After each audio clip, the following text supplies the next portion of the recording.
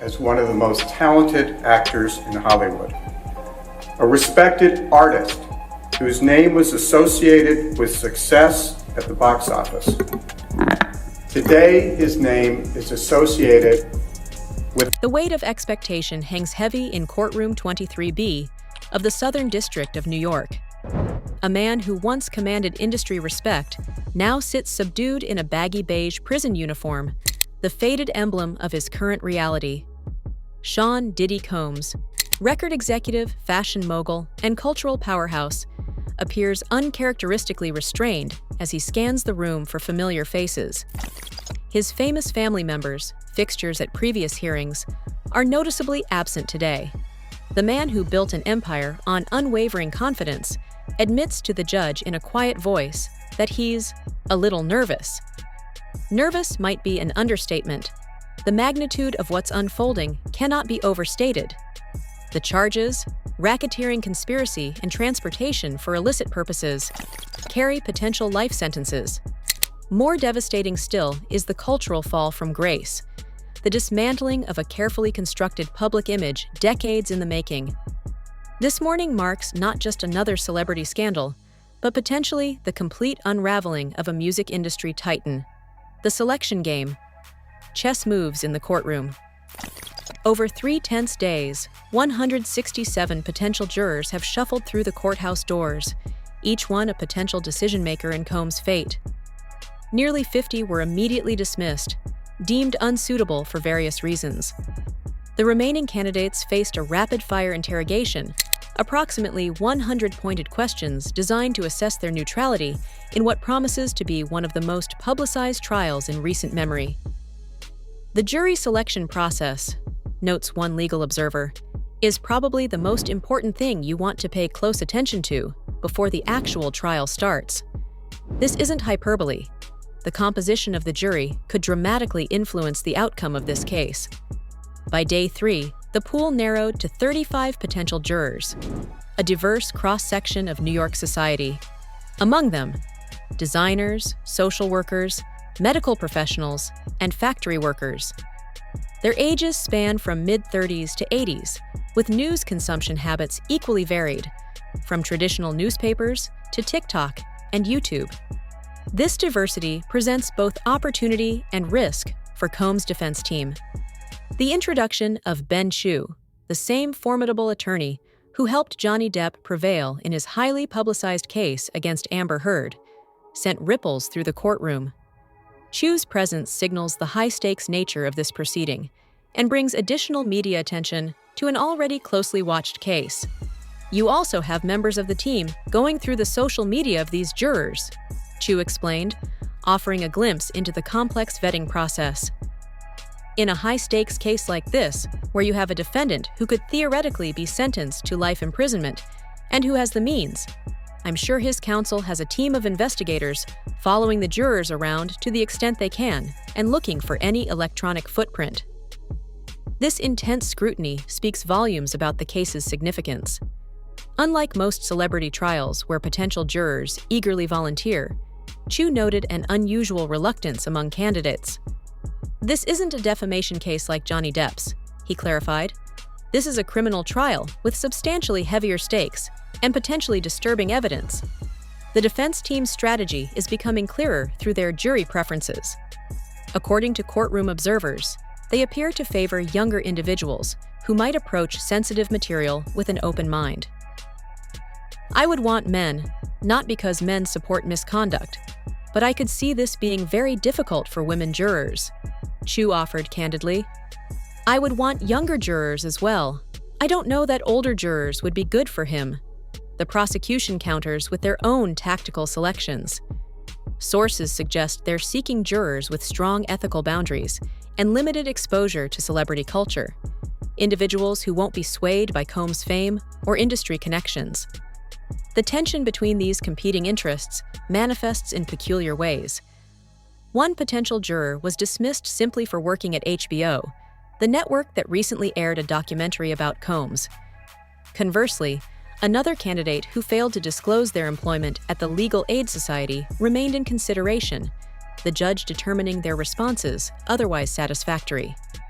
Beginning Friday, both sides will employ peremptory challenges, the ability to dismiss jurors without explanation, unless the judge suspects decisions based on race or gender.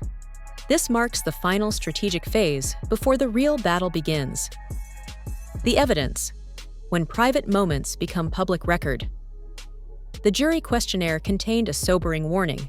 Potential jurors might encounter explicitly sensitive materials, including photographs and videos.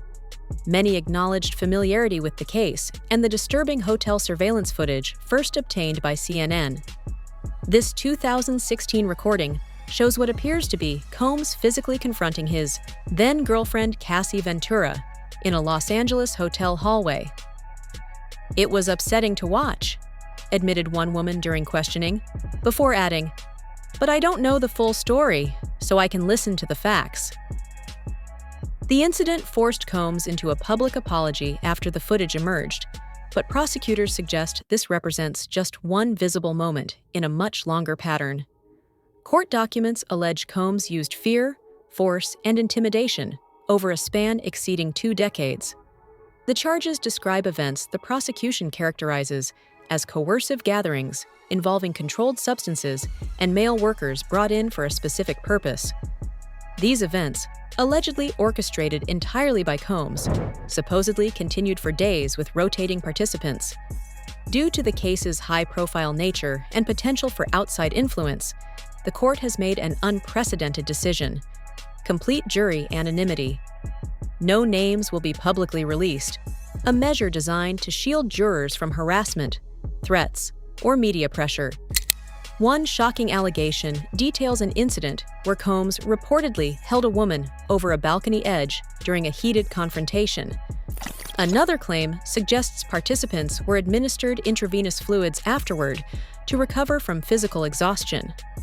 The prosecution's narrative portrays not spontaneous events, but calculated operations.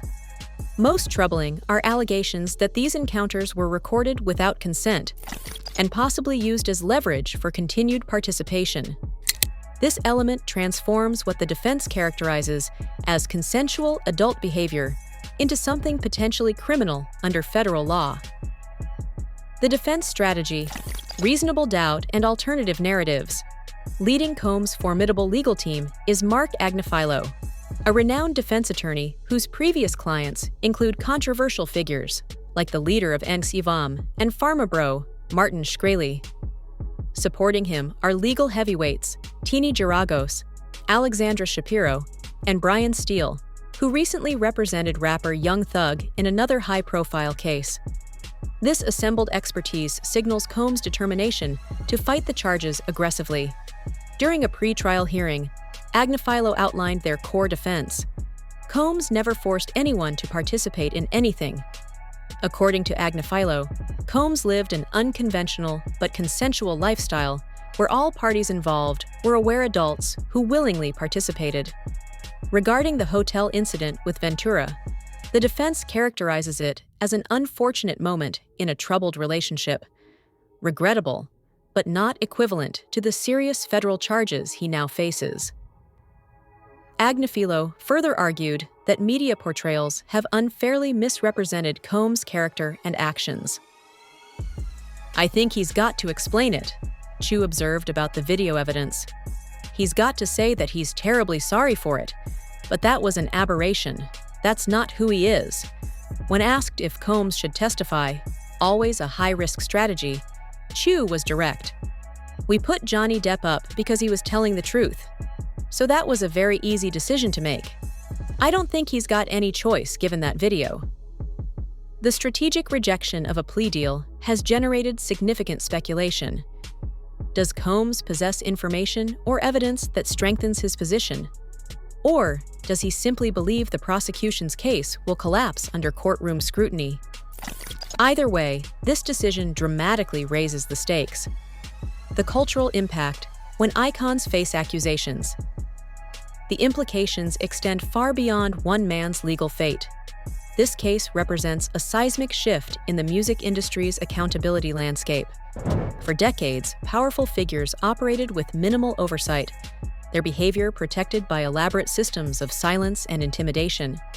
Industry professionals watching this case unfold recognize its potential to fundamentally alter these dynamics. A conviction would send shockwaves through entertainment circles, signaling that wealth and influence no longer provide immunity from consequences. Public figures have already begun weighing in, demonstrating the case's broader cultural significance. Some question procedural fairness, while others support the judicial process. "He was too confident, too big," commented one observer, "and it was time for us to bring him down." These divided reactions highlight the complex intersection of race, power, wealth, and accountability at the heart of this case. Some see legitimate justice being served. Others perceive targeted prosecution of a successful Black entrepreneur. This dichotomy reflects deeper societal tensions around who faces consequences and when. The case also underscores evolving standards regarding consent, power imbalances, and appropriate behavior. Behaviors once dismissed as industry norms now face intense scrutiny through contemporary ethical frameworks. "Starting Friday, the real game begins," remarked one courtroom observer as jury selection nears completion. The same could be said for the music industry's reckoning with its troubled past. The human element. Vulnerability behind power, perhaps most striking about these preliminary hearings, is witnessing Combs' vulnerability. The man whose brand centered on unwavering confidence and control now appears subdued, scanning courtrooms for supportive faces, requesting bathroom breaks, and admitting nervousness. This stark contrast between public persona and courtroom reality highlights the human dimension often overshadowed by sensational headlines. Regardless of legal outcomes, a carefully constructed identity has already crumbled under public scrutiny. Sources close to Combs report he was particularly unsettled by Ben Chew's involvement, interpreting it as potentially influencing jury selection against him. These concerns reveal the psychological weight of facing charges that could result in lifetime imprisonment. The absence of Combs' family members at recent hearings, his sons, mother, and sister, who previously attended, raises questions about his support system as trial proceedings intensify. These personal details remind observers that behind the legal maneuvering and media coverage are real lives forever altered by these events. The uncertain road ahead.